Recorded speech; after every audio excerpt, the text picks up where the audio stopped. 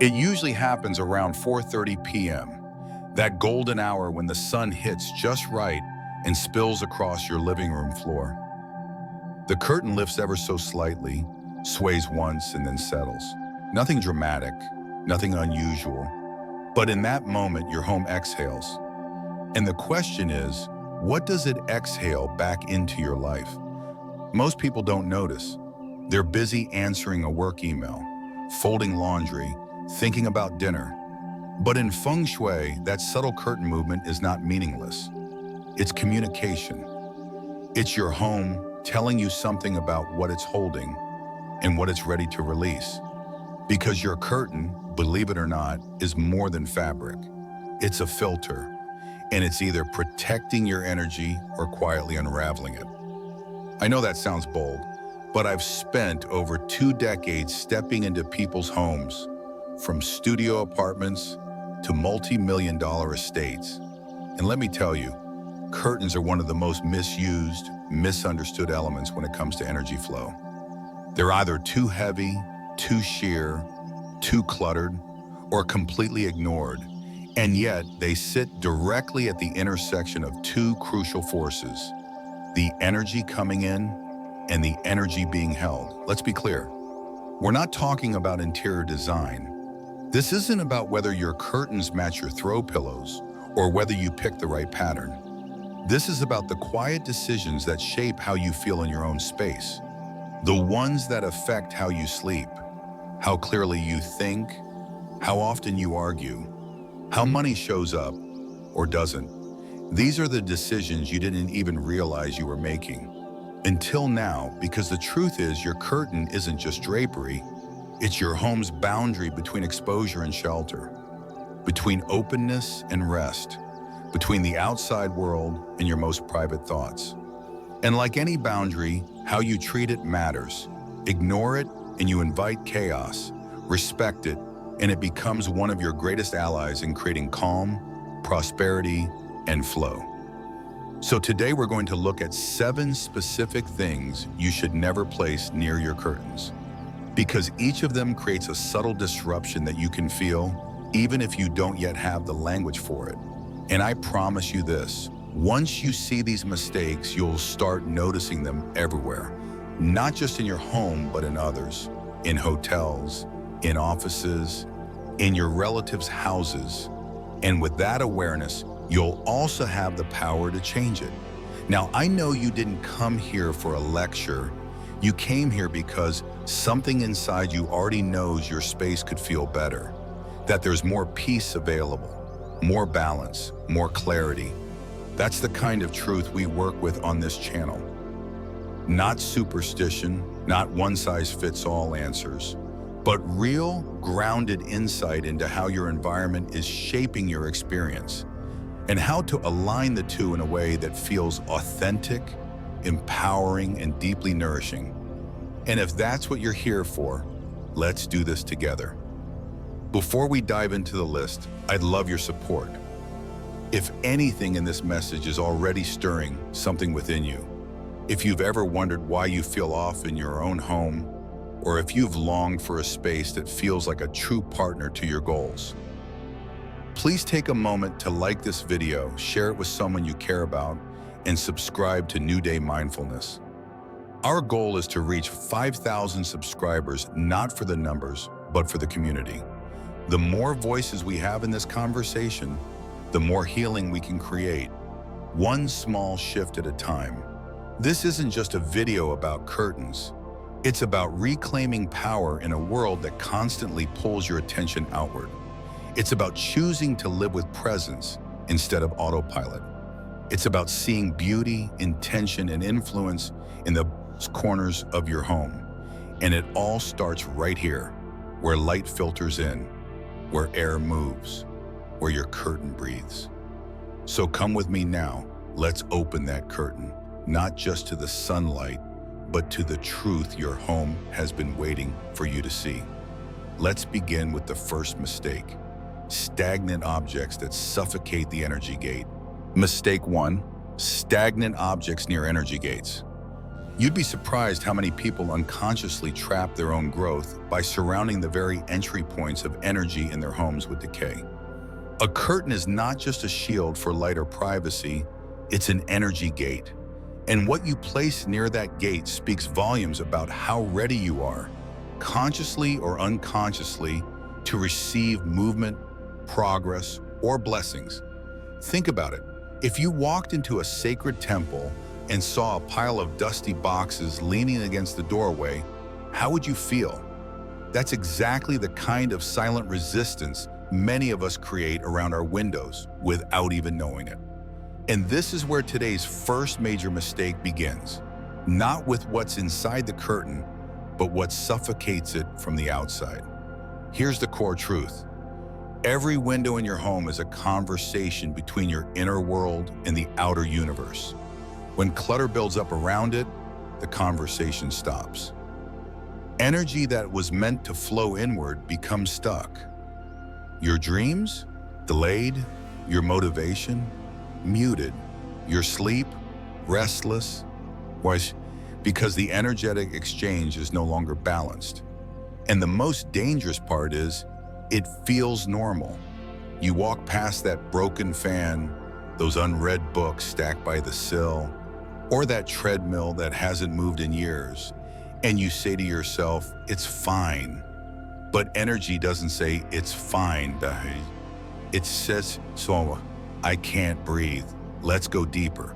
In classical Feng Shui, we refer to window zones as visual lungs. They represent the home's ability to take in qi or life force. The more open, clean, and unobstructed this area is, the more effortlessly your home, and by extension your life, can metabolize opportunity. But when heavy, unused, or broken objects surround the window, the house begins to hold its breath. And when your home holds its breath, so do you. And here's where it gets even more subtle. The items don't even have to be large to do damage. Sometimes a cracked picture frame, a dying house plant, or an outdated magazine rack left beside the curtain can start shifting the entire energetic tone of the room. Why? Because each of these objects holds micro-expressions of neglect, delay, and indecision. Clutter isn't just physical, it's emotional weight with dust on it. And we carry that weight long after we leave the room. Now let me share a real case that still lingers in my memory, not because it was extreme, but because it was so ordinary. A woman in her mid-40s from Minneapolis called me in for a consultation. She was suffering from chronic fatigue, a sense of feeling off, and unexplainable bouts of insomnia. When I walked into her bedroom, the first thing I noticed wasn't the curtain fabric or direction. It was the giant treadmill positioned directly in front of her only window. It hadn't worked in months.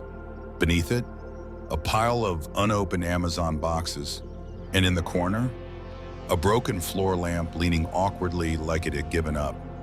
I didn't need to use a compass. The energy was thick, unmoving, almost swollen. She told me that every night she felt like her sleep was blocked.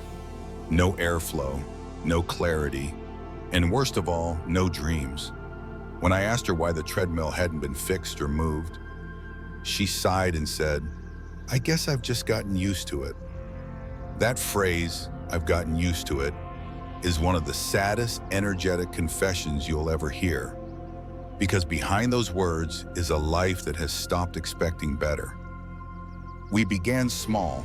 I asked her to remove the treadmill temporarily, just for a week. Move the boxes, wipe the window, replace the broken lamp. She reluctantly agreed. Within 3 days, she called me, not to say her sleep had returned, though it had, but to tell me she felt like her mind was finally clear enough to think about painting again, a passion she had abandoned years prior. That's the real power of clearing energy gates. It doesn't just bring in air, it brings back forgotten parts of yourself. Now let's talk about the psychological mechanics behind this. According to environmental psychology, cluttered visual fields cause cognitive overload. Your brain processes every item you see, even if you think you're ignoring it, That means when you pass that dusty decor beside your curtain every day, you're silently reminding yourself of unfinished business, neglect, or stuckness. And if that curtain is in your bedroom, the energetic consequence multiplies.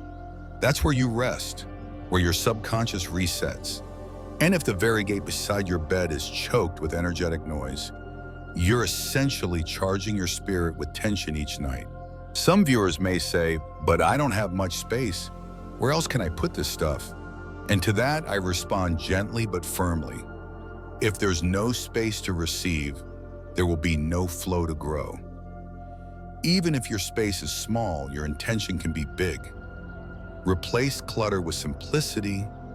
Replace "I'll do it later" with "I'll do it now."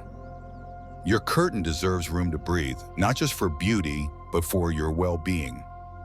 Let me offer a simple exercise for those of you ready to take action. Tonight, before bed, walk to your curtain, any curtain. Don't turn on a bright light.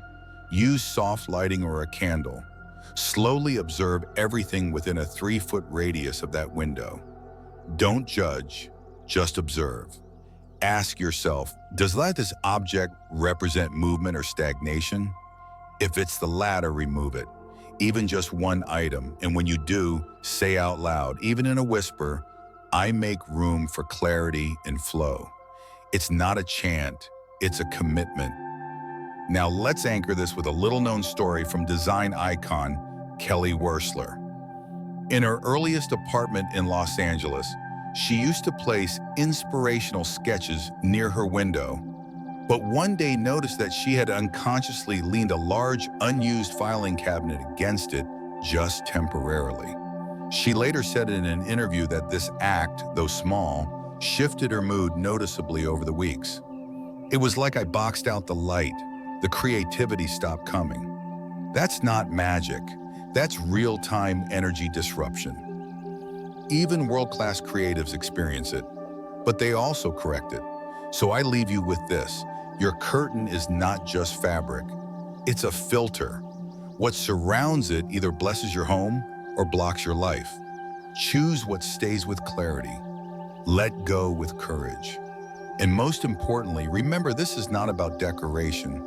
It's about direction. Where your curtain lives, your energy follows. Make sure the path is clear. If you're ready, we'll continue into the next section where we'll look at not just the space around your curtain, but the material itself and how its texture, color, and symbolism can amplify or diminish your prosperity.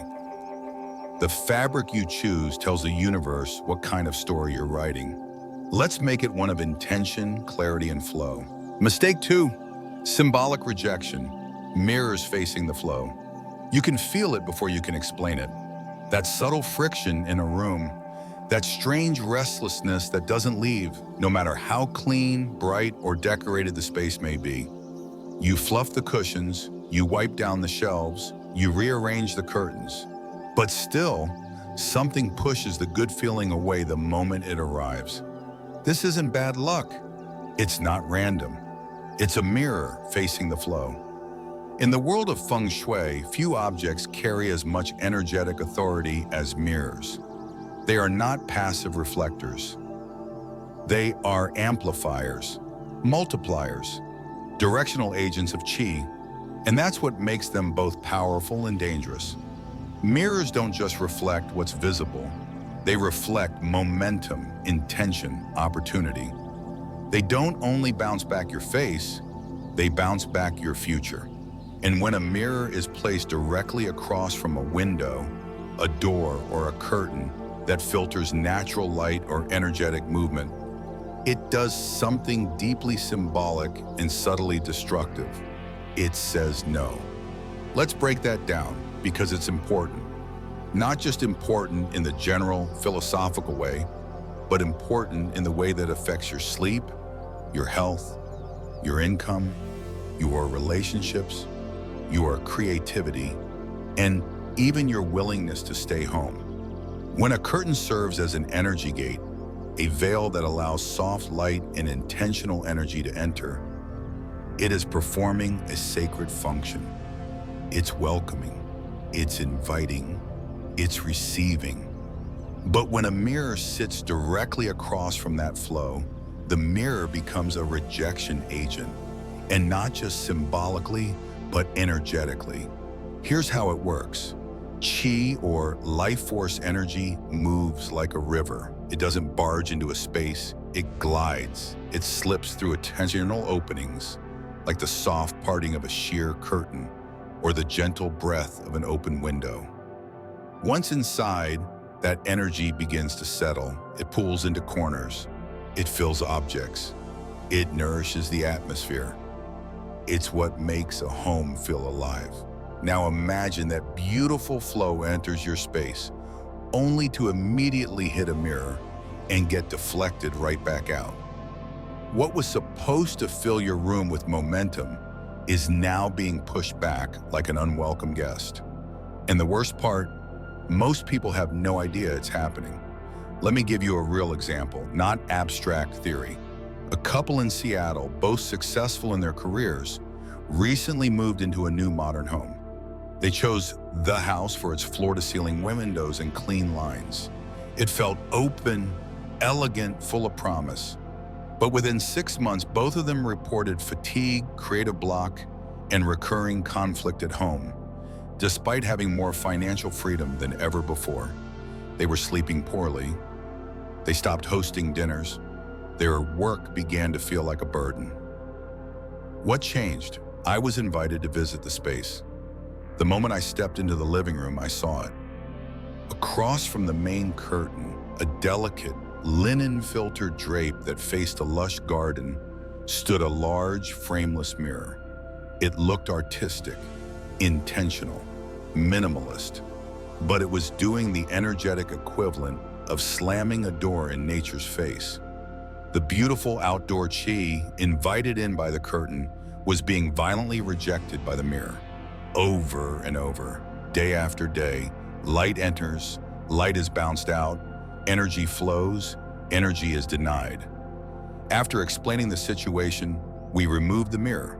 Within 2 weeks, the couple began sleeping better. The woman landed a new art commission. The man felt like the house finally settled into itself. Coincidence? Feng Shui rarely deals in coincidence. Now let's talk about the emotional layer. Mirrors facing the flow create a psychological pattern of self-rejection because they don't just bounce energy, they bounce recognition. Every time you try to invite calm, clarity, or beauty into your space, the mirror deflects it. Over time, this teaches the subconscious, I can't keep what I want. And this is where it gets personal for so many of you. You do the affirmations, you buy the crystals, you create the vision board, but nothing sticks. Why? Because the moment energy tries to anchor into your environment, the mirror says, not today. And you don't realize that a simple decorative decision is reinforcing a deep belief that success isn't allowed to stay. This is why so many people feel like they're working twice as hard for half the return, because energetically their home is canceling out their effort. So what's the solution? It's not to ban mirrors. Mirrors are not the enemy. They are incredible tools when used with awareness, but they must be positioned with respect. Never place a mirror directly across from a curtain that faces an active energy source, like a window, a balcony, or even a pathway outside. Instead, shift the mirror slightly to the side. Let it reflect something still, supportive, or anchoring. A plant, a shelf of books, a beautiful piece of art. Let it become an amplifier of nourishment, not a blocker of flow. You're not just adjusting home decor, you're reprogramming your life's reception mode. Another note for those who insist the mirror just works aesthetically. Feng Shui isn't about removing beauty, it's about aligning beauty with purpose. A mirror that bounces light across a room may feel bright in the moment, but long-term, it can fracture attention, drain calm, and stir subtle agitation. Think of it like an echo. In the beginning, it's charming. Over time, it's noise. Now, I want to speak directly to those of you who grew up with the phrase, mirrors bring in more light. That's not incorrect, but it's incomplete. Yes, mirrors reflect light, but light isn't just photons. In Feng Shui, light is information. It's invitation. And when that invitation is immediately reversed, the energetic message becomes one of reversal, resistance, and repulsion. If you've been experiencing patterns of near success, opportunities that get close but don't land, check your mirrors, because your space might be pushing away the very thing your spirit has been trying to receive. Let's go even deeper. In neuropsychology, visual environments train your nervous system. A mirror facing a curtain can subconsciously train your brain to expect interruption, to anticipate rejection, to believe that even when something arrives, it won't stay. This doesn't just affect mood, it affects cortisol, sleep cycles, and even dopamine production. So when we talk about moving a mirror, we're not just talking about qi, we're talking about chemistry. And now let me ask you a question, gently but seriously. What part of your life feels like it keeps arriving, but never fully lands? Is it love, creativity, stability, recognition? Go to that window, look at that curtain, look at what's facing it. You might just find your answer in the reflection staring back at you. This isn't about superstition, it's about spatial honesty. When your home speaks, do you listen? Before we close this section, let's quickly touch on mirrored furniture. Dressers, coffee tables, wall panels. They may be trendy, but their constant reflections multiplied movement and scatter grounding energy. Use them sparingly. Anchor them with matte objects. Don't let them face beds, workspaces, or main windows. Every reflection is a conversation your home is having with itself. Make sure it's a kind one. And finally, a pro tip. If removing the mirror isn't an option, say it's fixed or part of the wall, use sheer fabric to soften its edge, drape it with intention, or place a tall plant partially in front of it, symbolically buffering the deflection. You're not erasing the mirror, you're redirecting the flow. Because at the heart of Feng Shui is not perfection, it's permission. Permission for energy to arrive, to stay, to grow. And when your mirror becomes a partner in that process, not a barrier, you'll feel the difference, not just in your room, but in your entire life. Mistake 3, empty vessels that echo lack. You may not notice it every day, but your space does. That glass bowl by your curtain, the empty vase on the sideboard, the hollow box sitting beneath your windowsill. They're not just objects, they're conversations. And many of us have been unintentionally scripting those conversations with the language of scarcity. When we talk about Feng Shui, it's easy to focus on obvious things like broken mirrors, cluttered walkways, or sharp angles pointing toward the door. But one of the most powerful forces we often overlook is silence, emptiness, the quiet absence that sits so subtly in our spaces that it begins to shape how we feel, how we think, and what we believe we deserve without us even realizing it. In Feng Shui, emptiness near energetic portals like windows or doors doesn't simply mean space, it means echoed lack. And where lack echoes, abundance retreats. Now, before you panic and go filling every surface with trinkets or decoration, let's pause. This is not about stuffing your home with things. It's about understanding the energetic message your environment is already sending, even when no one is speaking. Let me take you back to a home I consulted on in Portland. It was a bright apartment with beautiful hardwood floors, large open windows, and tasteful modern furniture. But something always felt a little cold. The owner, Sarah, was a kind woman in her early 50s who worked as a life coach. She was warm, thoughtful, and incredibly talented, But lately she had been feeling uninspired. Clients weren't renewing, money felt stuck, and her sleep was restless. I walked through her space and immediately noticed it. A large glass bowl placed directly in front of her living room curtain, completely empty. Next to it, a ceramic dish by the window, also empty. Her sideboard drawers were clean, but bare. "I didn't want to clutter the space," she said. "I thought simplicity would attract peace." And while simplicity can be powerful, emptiness without intention often becomes an amplifier of absence. Here's the energetic truth. In Feng Shui, windows act as the eyes of the home. They receive Qi, the life force, from the outside world. They're how your home breathes. And just like the eyes of a person, what surrounds them affects their mood, their clarity, and their perception. So when we place empty vessels near windows, we're creating symbolic vacuums. We're telling the universe, "I'm missing something, I lack, I long." And in doing so, we attract more of that message. What's empty in your home becomes empty in your heart. And what echoes emptiness within will eventually reflect in your relationships, finances, and sense of self. Let's break it down further. Think of a cabinet placed just beside your curtain. If it holds meaningful items, a few books you love, a potted plant, a cherished photo, it acts like a soft embrace supporting the energy as it enters. It says, "Welcome, you belong here."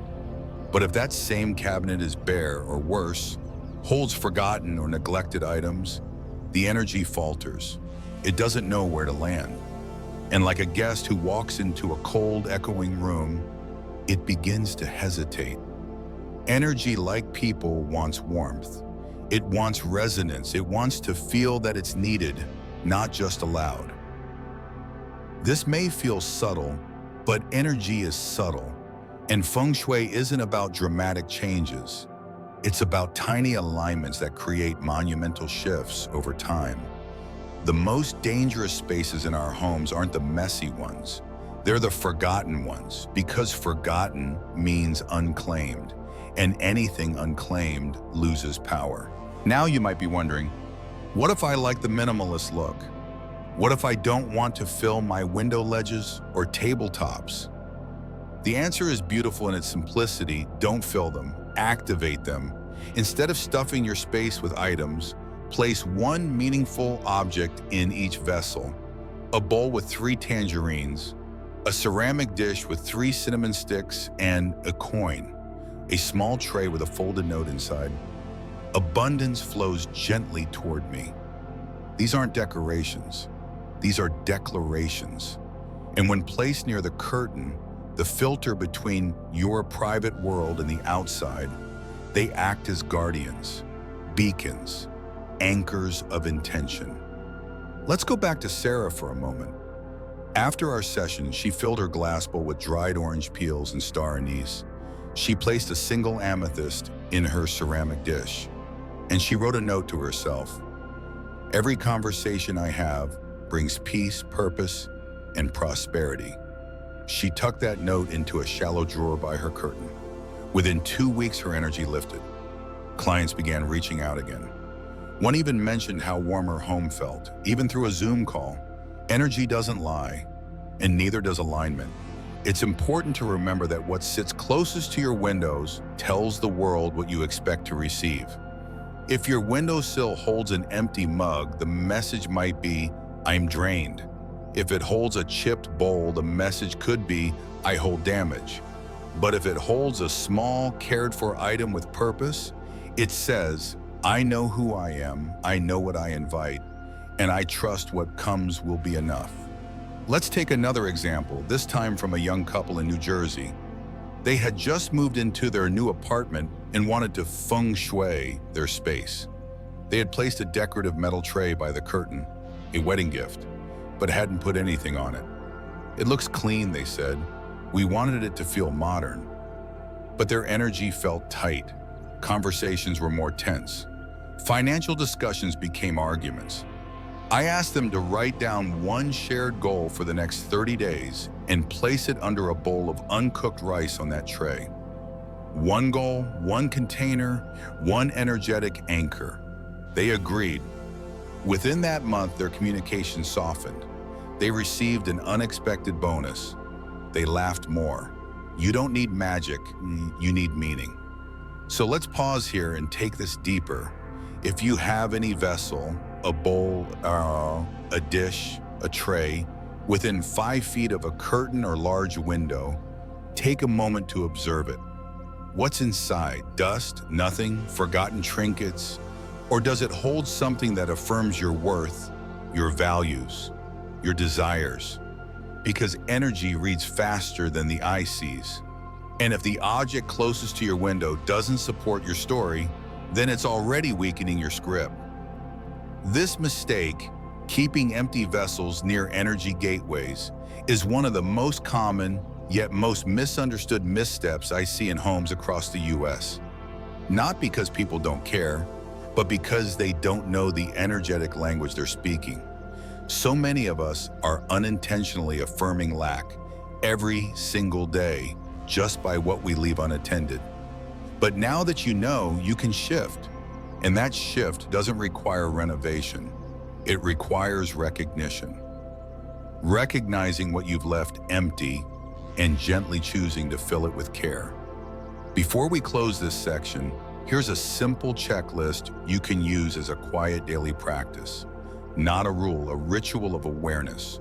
Step into your space and walk toward any curtain or large window. Look to the left, the right, just beneath. Notice every vessel. Ask yourself, is this bowl echoing hope or hollowness? Is this tray holding belief or barely anything at all? Is this space supporting the energy I want or simply absorbing what I don't? The answers will speak, and if you listen, they'll guide you. Because in Feng Shui, it's not the loudest object that shapes your life. It's the quietest one placed with the clearest intention in the most unassuming corner. And sometimes the most unassuming corner is right beside the curtain, where abundance waits to be invited in. Mistake 4, devices that distort, electronics and artificial noise. You see, when someone opens their curtain each morning, they're not just letting in light, they're welcoming a dialogue, a conversation between the home and the natural world, between movement and stillness, between what we control and what we surrender to.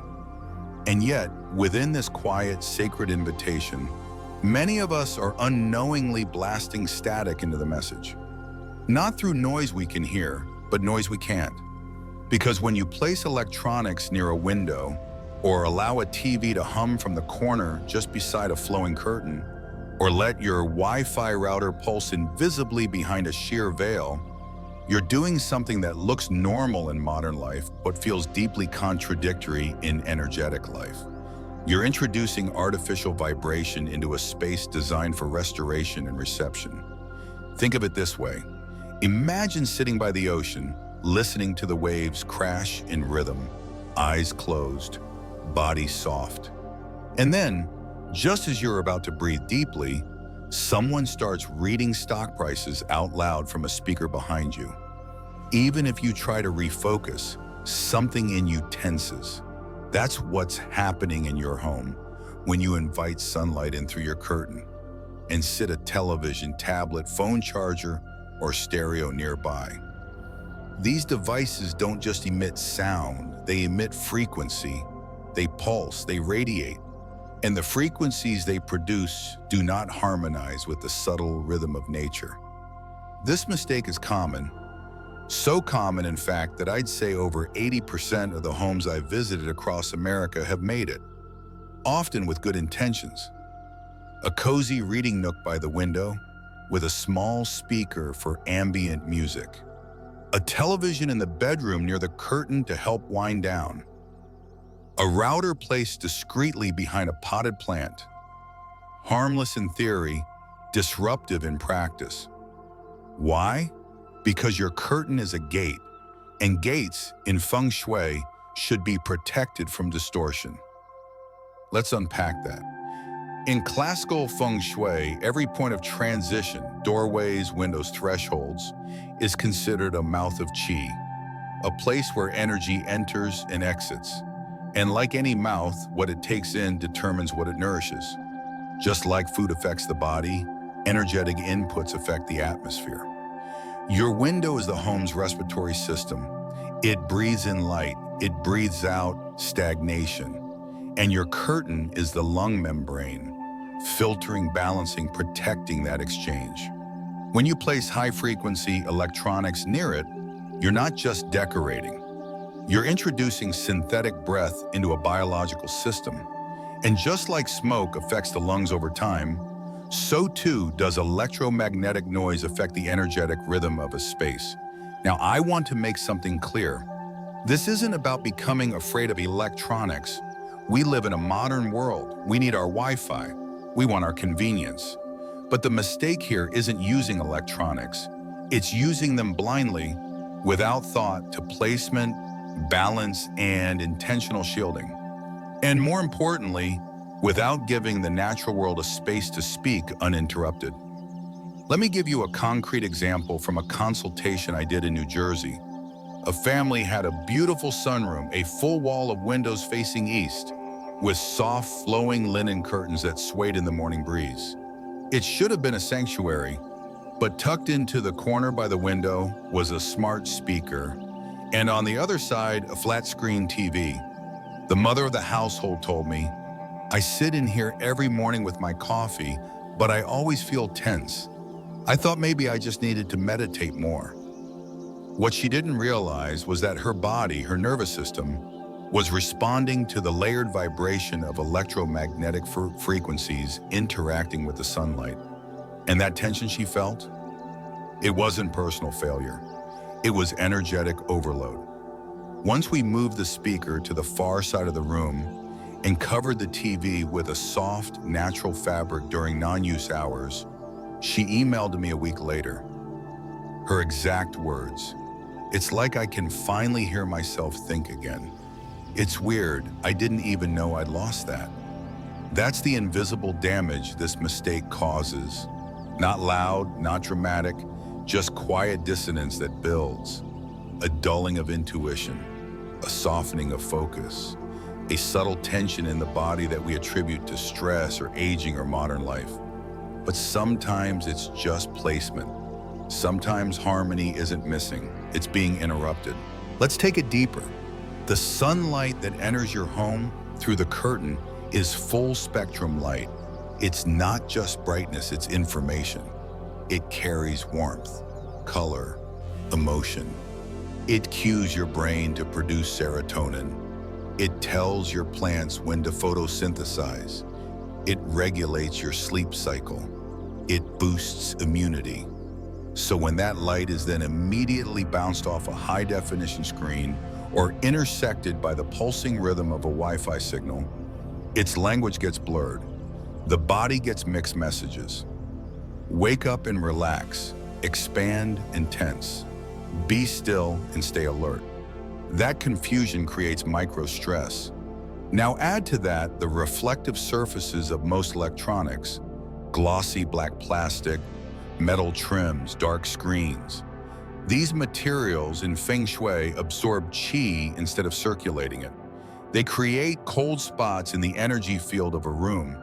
And if those cold spots live near your curtain, your energy gate, then instead of receiving warmth and flow, your room receives static and blockage. You might be wondering, what should I do instead? My outlets are by the windows, my couch faces that way, my setup is already built. I hear you. And the goal isn't to redesign your life overnight. It's to become aware and to begin creating a subtle shift. Here are 5 practical remedies I recommend to all my clients when it comes to electronics near curtains. 1. Move all high-frequency devices like routers, speakers, and TVs at least 3 feet away from the curtain if possible. Even 2 feet can reduce interference significantly. 2. If your electronics must stay nearby, cover them with a soft, natural-colored fabric during hours of natural light exposure. Linen or cotton works well. It tells the room this is rest time. Let energy flow without disruption. 3. Introduce grounding elements between the curtain and the device, such as a clay pot, a bowl of stones, or a wooden box. These elements help absorb and neutralize conflicting frequencies. 4. Avoid placing phones or tablets to charge near your window overnight. That's the body's repair time, and your chai gate should remain open and uninterrupted. 5. When possible, install a layered curtain system, a sheer fabric to filter light and a thicker curtain to block artificial bounce during evening hours. This gives you control over both natural and synthetic flow. These actions may seem small, but energy builds moment by moment, frequency by frequency. And the most aligned homes I visited aren't perfect. They're intentional. They recognize that balance is an ongoing dance between old and new, light and signal, stillness and movement. Let me say this again, clearly. Your curtain is not just fabric. It's a frequency filter, a symbolic protector of your inner clarity.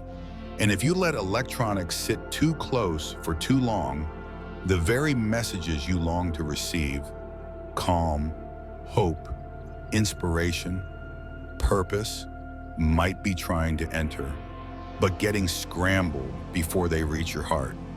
Let's close this section with a truth many overlook. Energy doesn't need volume to be powerful. It just needs space to speak. If this message resonates with you, if it opens even a small doorway in how you see your home, then I invite you to reflect. What electronics in your home have crept too close to your energetic gates? What frequency have you allowed to interrupt your stillness?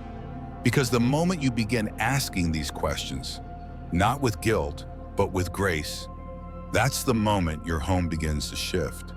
And when your home shifts, your life follows. And if this video helps to bring light into that process, I humbly ask you to help me bring this message to more people. Please give a like, a comment, and a subscription so New Day Mindfulness can reach 5,000 followers.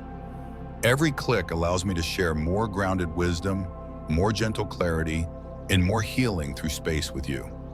Now that we've explored the subtle interference of electronics near your curtain, let's continue onward. The final mistake may surprise you, and it's one most people see every day, yet never think twice about. Mistake 5, the illusion of hiding, covering up grime. You can't hide what your energy still feels. We begin not with a curtain, not even with a window, but with the hidden decisions we think don't count. That forgotten layer of dust behind the drape, the streaked glass left untouched because it's covered anyway. These small acts of avoidance, though silent, ripple through our energy field like a subtle but steady hum. You may not notice it immediately, but your nervous system does, your clarity does, and your home does. Because in Feng Shui, everything is felt, even what's hidden from sight. And so we arrive here at one of the most overlooked mistakes people make when it comes to energy and window design, thinking the curtain makes the problem disappear. Let's get one thing clear. The curtain is not a magic trick. It doesn't erase. It doesn't absorb. It doesn't correct what lies beneath. All it does is delay the truth. And in this case, the truth lives behind the fabric, on the dusty glass, in the cobwebbed corner, in the faint mildew stain you promised yourself you'd clean months ago. Let's pause here. Think about the last time you looked behind your curtain, not at the light filtering through, but at the actual glass, the sill, the air that moves through that space. Was it fresh or was it stagnant? Did it reflect the person you're becoming or remind you of what you've been avoiding? Because here's the subtle truth that most people miss. A dirty window is not just a hygiene issue, it's an energetic message. It whispers to the world, I'm not quite ready to see clearly. This section is not about judgment, it's about clarity, about standing in the middle of your home and asking yourself the harder question, where am I pretending things don't matter just because they're out of view? Because energetically speaking, you can't fool your home. You can't trick your chi. The life force doesn't play hide and seek. It moves or it gets stuck. And grime left behind a curtain acts like energetic cholesterol. It slows the flow, clouds the vision, dampens the mood. Let's talk about the science too. Windows by design are the lungs of your home. They allow your space to breathe. They welcome light, real, full-spectrum daylight, which regulates your circadian rhythm, boosts serotonin, and subtly informs your body that the world is safe, fresh, awake. When those panes are dusty, streaked, or worse, mildewed and forgotten, the light that enters is not pure. It's diffused through residue. And energetically, that's exactly what happens to your clarity and confidence. You think you're allowing light in, but what's entering is filtered through delay, avoidance, and emotional clutter. Think of it like this. Imagine someone giving you a beautiful glass of water, but the glass is foggy, smudged, and hasn't been rinsed in weeks. Do you feel refreshed, or do you feel hesitant? That same experience is happening energetically every time your window is covered in grime, even if you don't physically see it. And now let's bring it back to the curtain, the beautiful flowing fabric you carefully chose, the one that softens light, protects privacy, adds elegance to the space. None of it matters if what it's covering is neglected. In fact, the contrast only makes it worse. Because now you've layered beauty over avoidance. Now you've wrapped procrastination in silk. That's not design, that's energetic denial. I worked with a client recently, a creative professional who was struggling with anxiety and decision fatigue. Her space was aesthetically gorgeous. High-end furnishings, calming tones, beautifully layered textiles, but her productivity was stuck. She couldn't finish projects, couldn't sleep deeply, couldn't trust her own intuition. When we walked through her home, everything looked perfect until we pulled back the curtain. Mold in the corner of the sill, dust bunnies collecting behind the radiator, fingerprint stains from years ago. "I never thought to look back there," she said quietly. And that's the point. That corner became the place where her indecision settled, where her dreams got delayed, where her energy hesitated. So what's the solution? It's not complicated, it's consistent.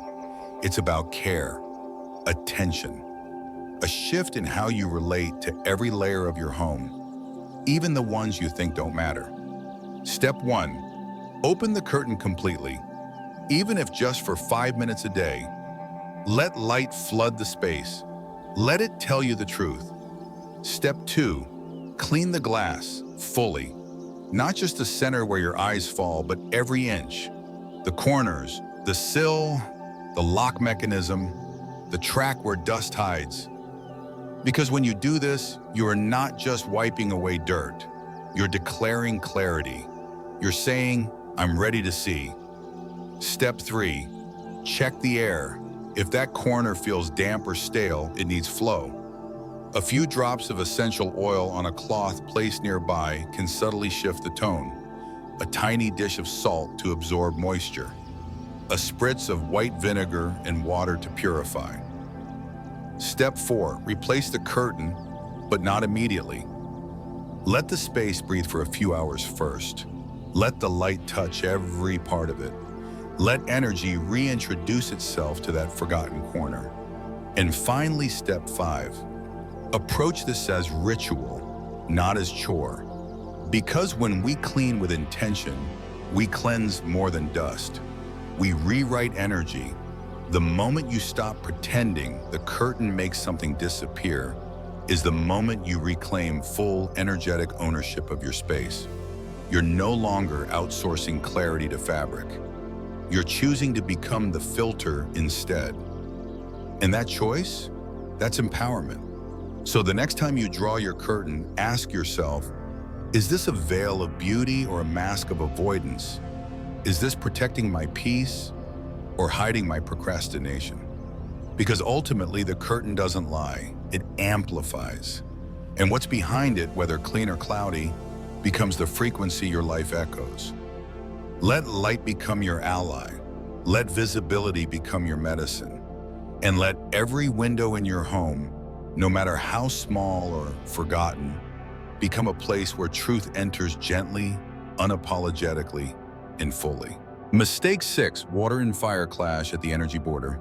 Let me say something that might change the way you look at your window forever. When you stand before your curtain and glance at the surrounding space, you're not just seeing fabric and furniture. You're witnessing the lungs of your home breathe in possibility or choke on conflict. The edge of the curtain is more than a decorative border. It is an energetic membrane between your internal landscape and the living pulse of the outside world. And if you unknowingly create an elemental war at that exact border, a clash of water and fire, you turn what could have been an inhale of opportunity into a cough of confusion. And this happens more often than you think. In Feng Shui, the curtain area, especially those near balconies, large windows, or sliding glass doors, is considered a key transitional zone.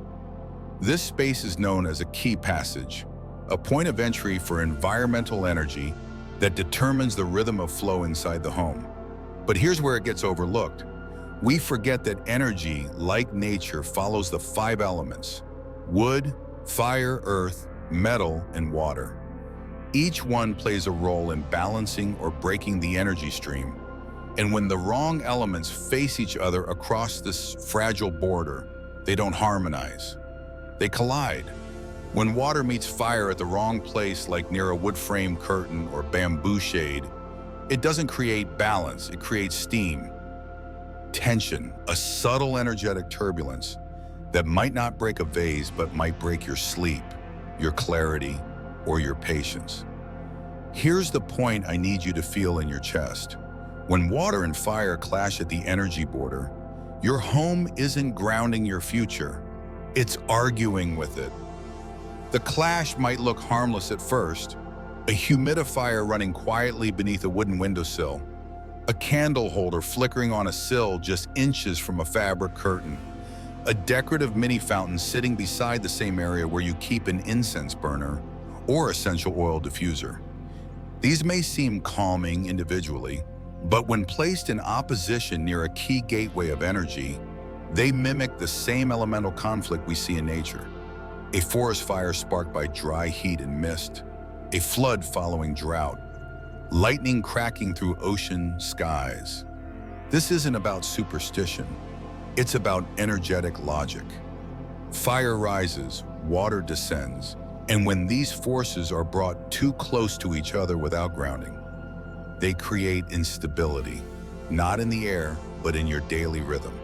You may notice emotional swings that don't match your circumstances, moments where you feel inexplicably irritable by mid-afternoon, despite having a calm morning.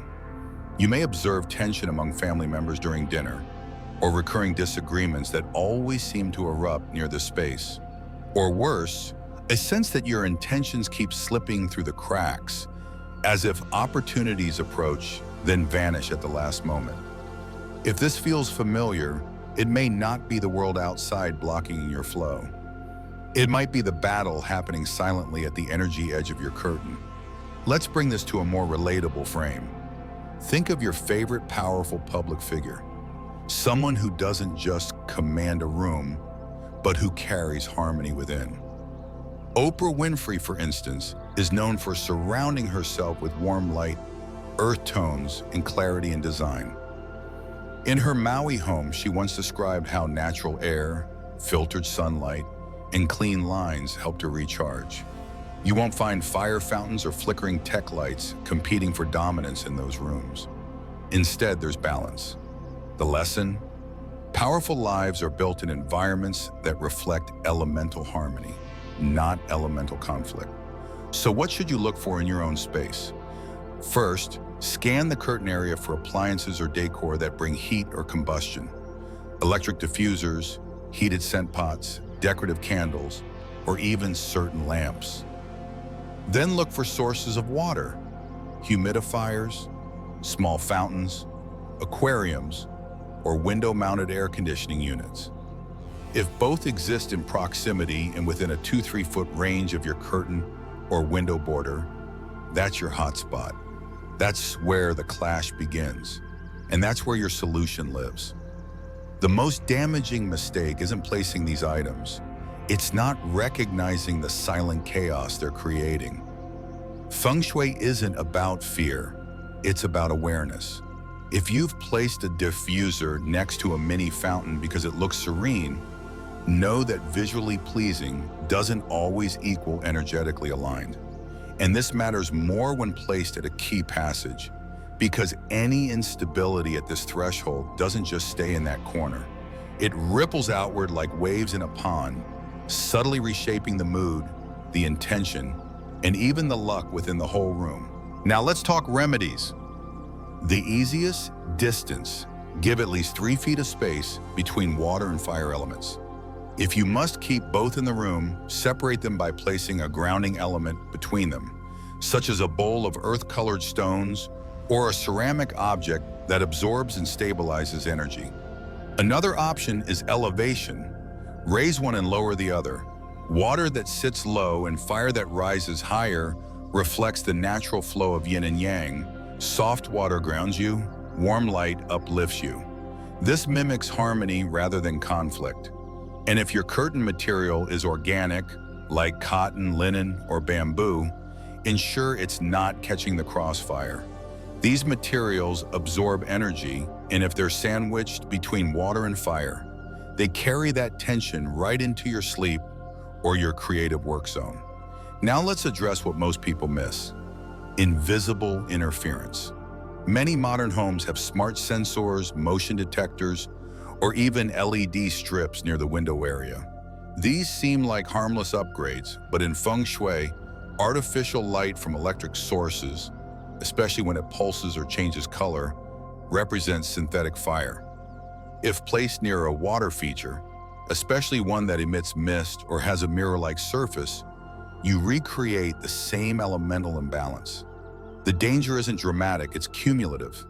Like a phone that drains battery faster with background apps running, your home loses life force bit by bit when elements fight each other. Here's where I need you to pause and feel this. If your curtain is sitting between conflict, you are living inside tension without realizing it. And over time, that tension reshapes your body language, your clarity, and even your dreams. But once you reposition these forces, even just slightly, you release that tension, and the entire room exhales. The air feels lighter, the space becomes clearer, and most importantly, you start to feel like yourself again. Let me share something I observed during a consultation with a young entrepreneur in Los Angeles. Her condo faced the hills, a beautiful view through expansive windows draped with soft gray linen curtains. But beside one curtain was a vapor-based aromatherapy unit.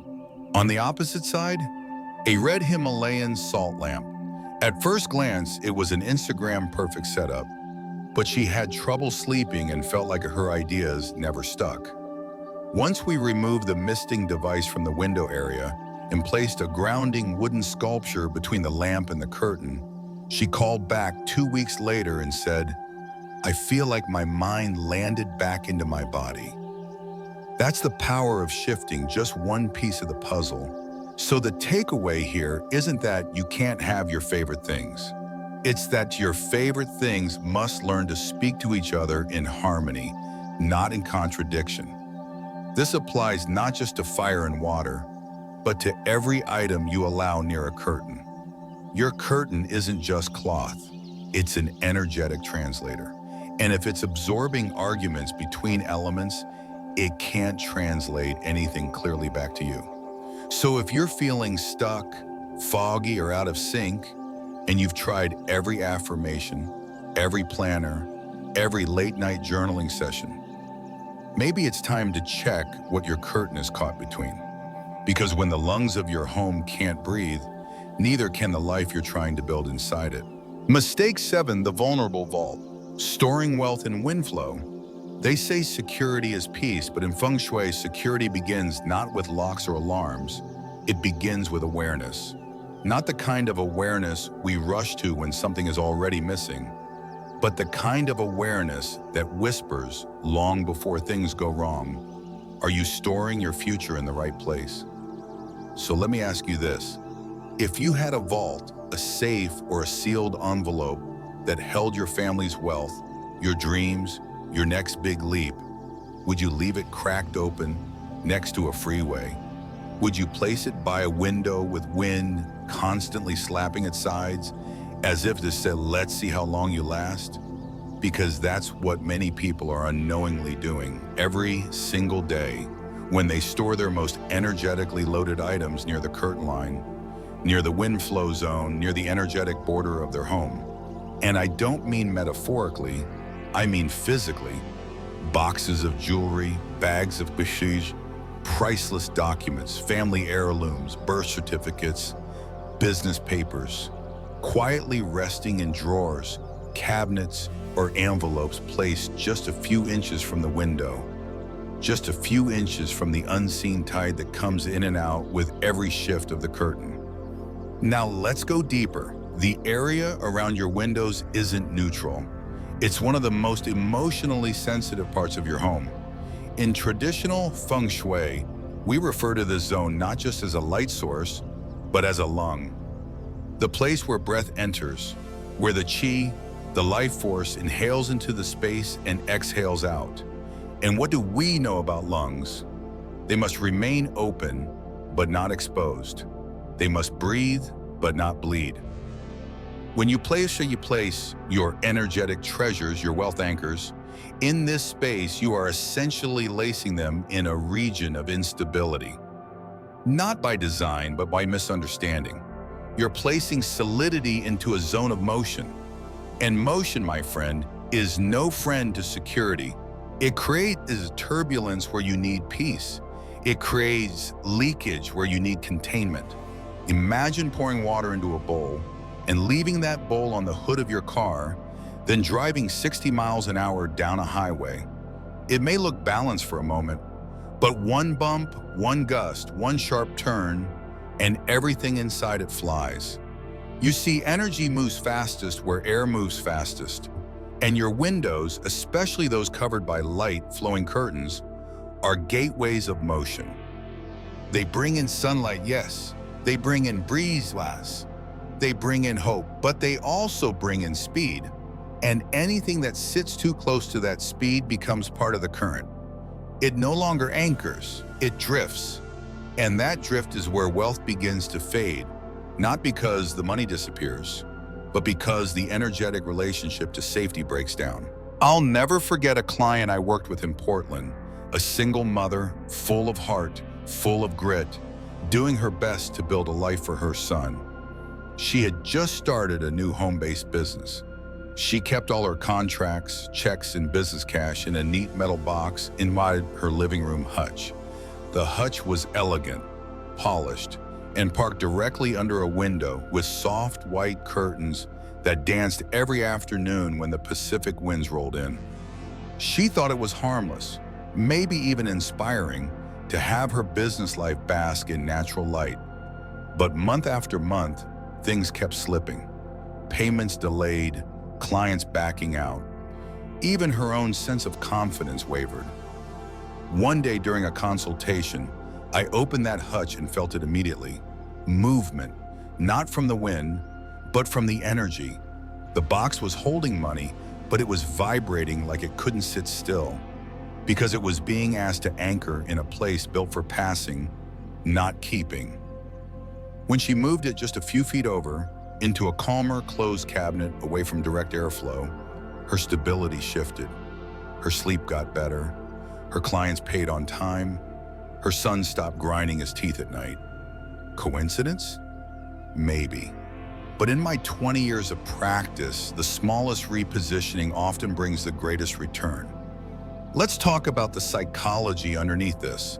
When you store something of value in a place that's inherently exposed, your nervous system doesn't fully relax. Even if your mind doesn't register the window, the movement, the visibility, your energy does. It knows something's off. It knows something sacred is sitting in a zone of unpredictability, and when that happens, your body begins to mimic it. Your financial habits become erratic. Your emotional steadiness dips. Your sense of "I deserve to keep what I earn" becomes porous, because the house is teaching you, subtly, slowly, that nothing is meant to stay, that things of value aren't meant to move, to leak, to vanish. Now, I want to be clear, this isn't about paranoia. I'm not asking you to build a fortress. I'm asking you to recognize the symbolic message you send to your home when you place something sacred next to the wind. And I'm asking you to build an intentional relationship with placement. The drawer next to the curtain might look perfect, but ask yourself, does it feel anchored? Does it feel sealed? Or does it feel like it's just waiting for the breeze to carry it all away? Here's the shift I invite you to make. Place valuables where stillness lives, not motion. Choose drawers in inner rooms. Choose shelves that don't face the window. Choose bays that close fully and rest in shaded areas. And if you must place something near a window, wrap it, ground it. Place something heavy on top, not physically heavy, but energetically heavy. A crystal, a piece of pottery, something that says, "This stays." Because the truth is, the universe watches where you put your trust. It watches where you place your love letters, your cash bundles, your wedding photos, your business blueprints.